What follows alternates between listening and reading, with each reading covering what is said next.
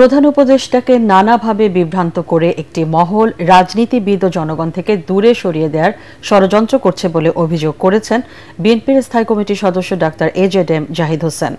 Dhaka reporters ইউনিটিতে আলোচনা সভায় তিনি আরও বলেন, এতে ইন্ধন দিচ্ছে পতিত স্বৈরাচার সহ দেশ বিদেশি নানা চক্র। তিনি অভিযোগ করেন, সরকারের বিভিন্ন দায়িত্বে থাকা ব্যক্তি ও নতুন রাজনৈতিক দলের নেতাদের দুর্নীতি অনিয়মের নানা খবর গণমাধ্যমে আসছে।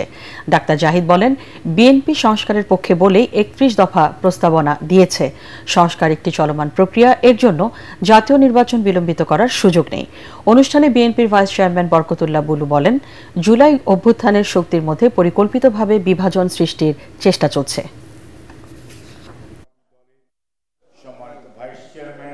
ইউনূস স্যারকে কিভাবে জনগণের কাছ থেকে, রাজনীতিবিদদের কাছ থেকে দূরে সরানো যাবে, একটা বিভেদ তৈরি করা যাবে, দূরত্ব সৃষ্টি করা যাবে, সারাদিনের কাজ হচ্ছে তাদের এইটা। আর এর সাথে যোগ হয়েছে পলায়নকৃত স্বৈরাচারের দোসর